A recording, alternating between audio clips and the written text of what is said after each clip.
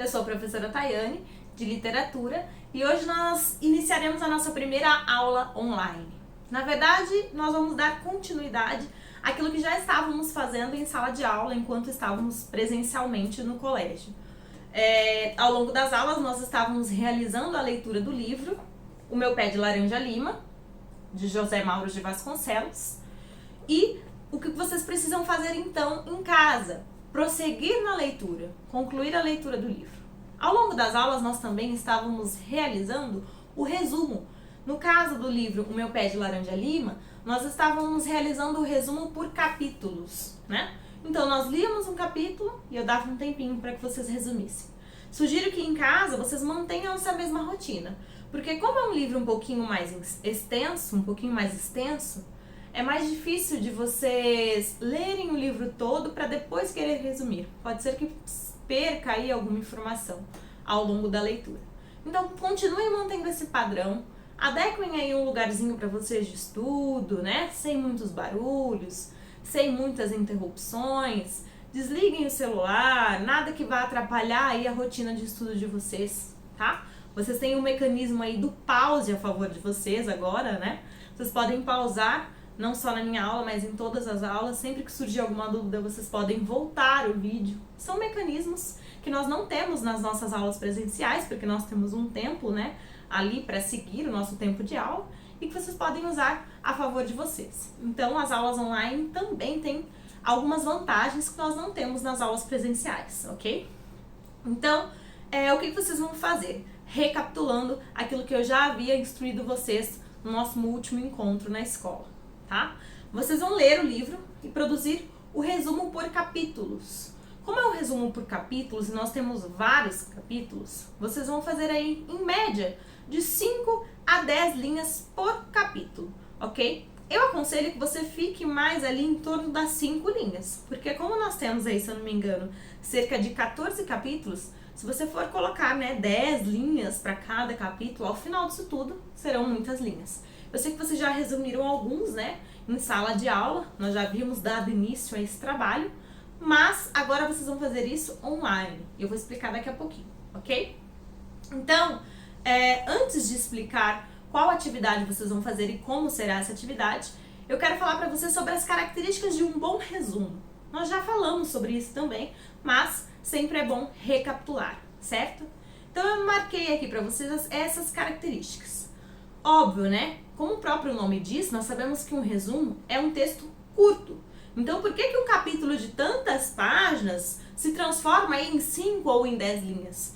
Porque você vai só contar as informações principais, as informações essenciais. Quem quiser saber de todas as informações, de todos os detalhes, precisa ler o texto, né, o livro aí, a obra original, ok? Então a sua função é só informar as questões essenciais da obra, tá certo?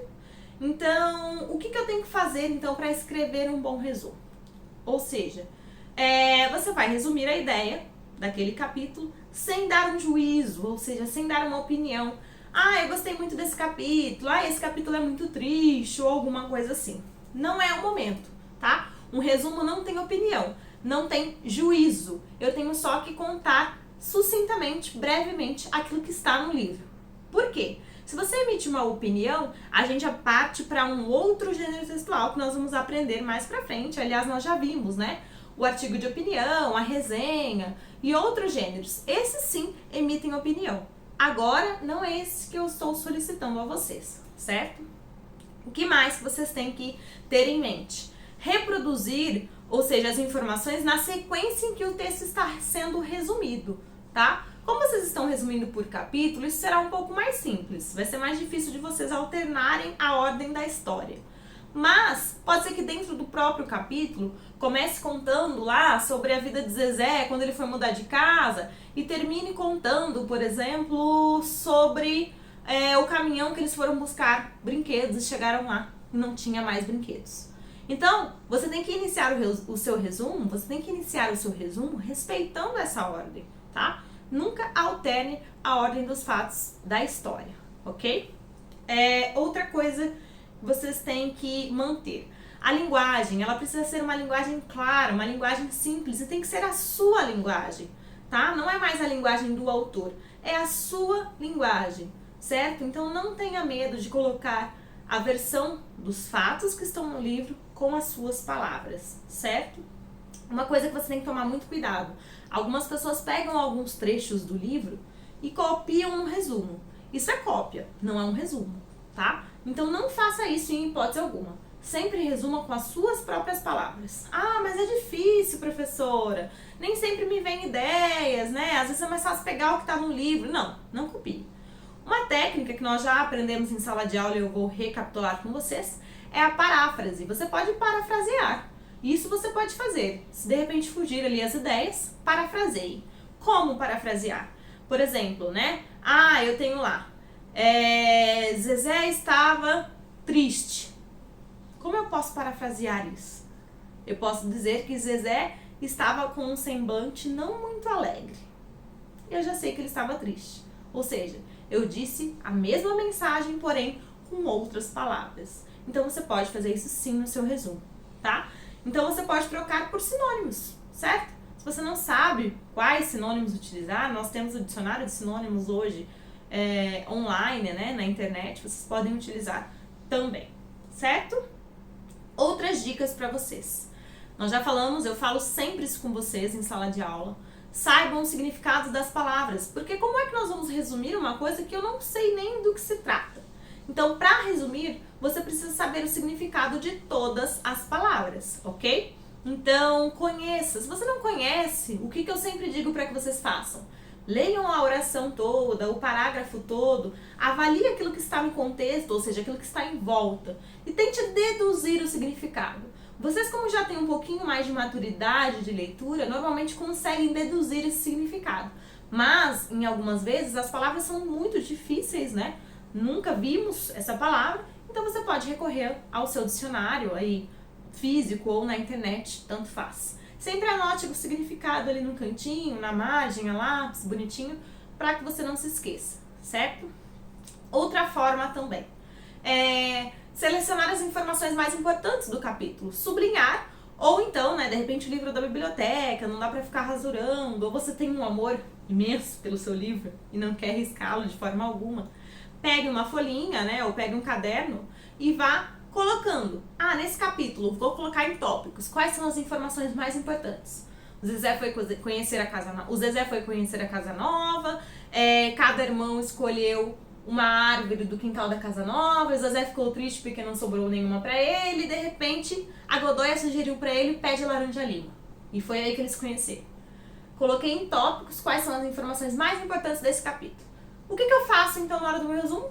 Pego essas informações e transformo no texto. Eu já tenho o meu resumo ali. É só transformar ele em parágrafos ao invés de tópicos. É só isso, tá bom? É uma forma muito mais fácil. Título. Vocês sempre perguntam, né? Professora, eu tenho que colocar título no meu resumo? Tem que colocar título. Qual é o título do resumo? O título do próprio livro, tá ok? O meu pé de laranja lima. Tá certinho assim.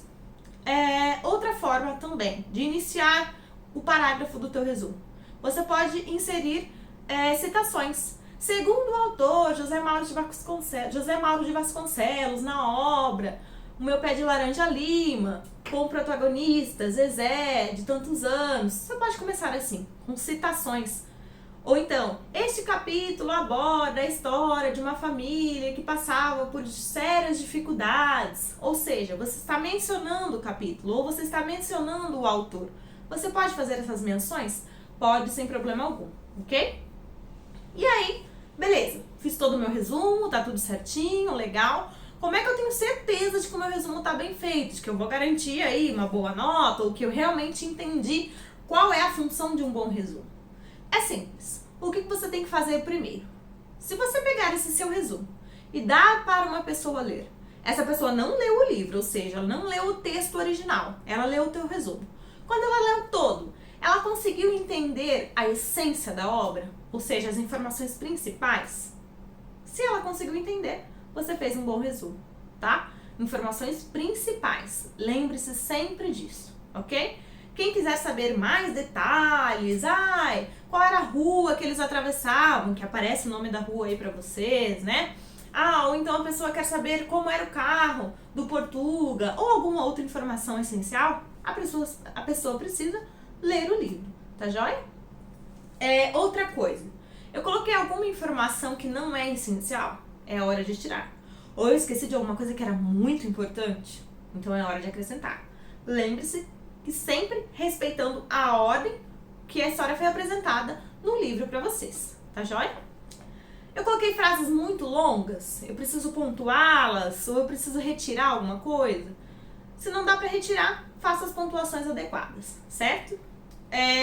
Ou então eu fiquei enrolando ali na mesma mensagem, girando em torno da mesma coisa em todos os parágrafos. De repente você escreveu aí um resumo de 50 linhas, mas se eu tirar coisas que você repetiu ao longo do seu resumo, pode ser que ele se transforme em 40 linhas. Então você precisa prestar atenção nisso também, ok?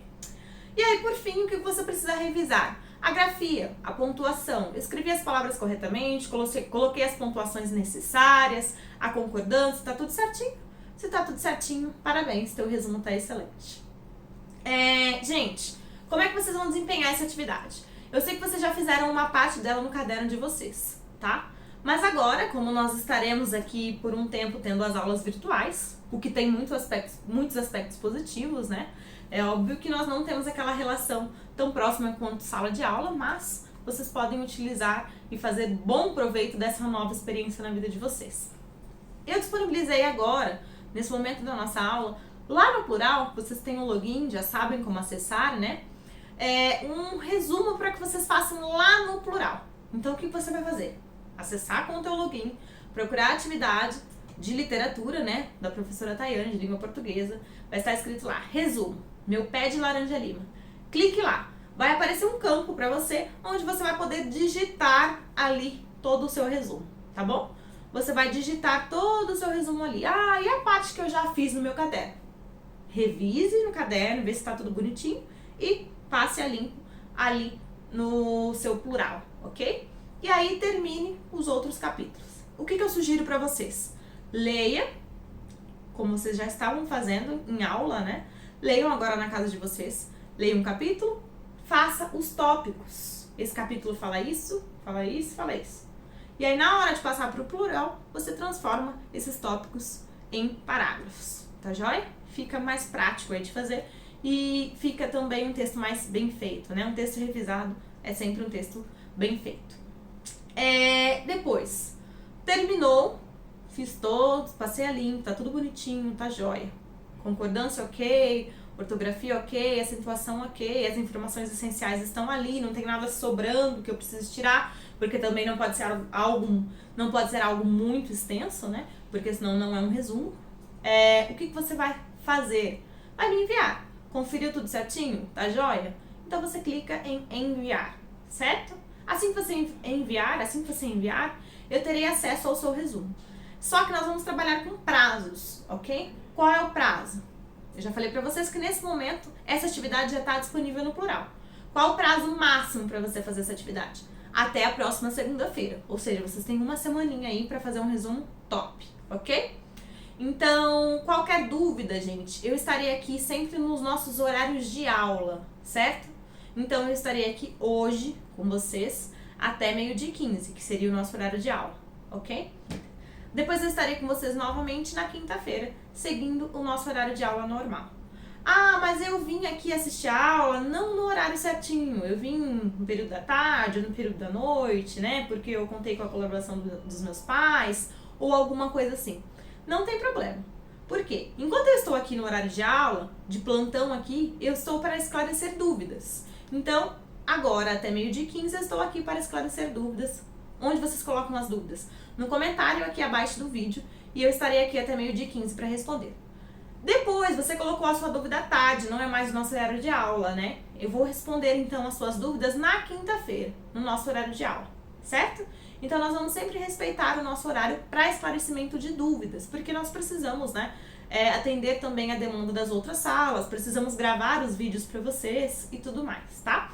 Então nós professores estaremos sempre aqui postando aula ou esclarecendo dúvidas para vocês de acordo com o nosso horário que já foi passado para vocês, já foi disponibilizado para vocês também aqui no Facebook, tá? Então acompanhe certinho para não perder nenhuma informação, ok? Galerinha, então é isso. Qualquer coisa vocês podem deixar aqui a dúvida, eu responderei na próxima aula ou então no nosso horário de aula normal. Galerinha, então é isso.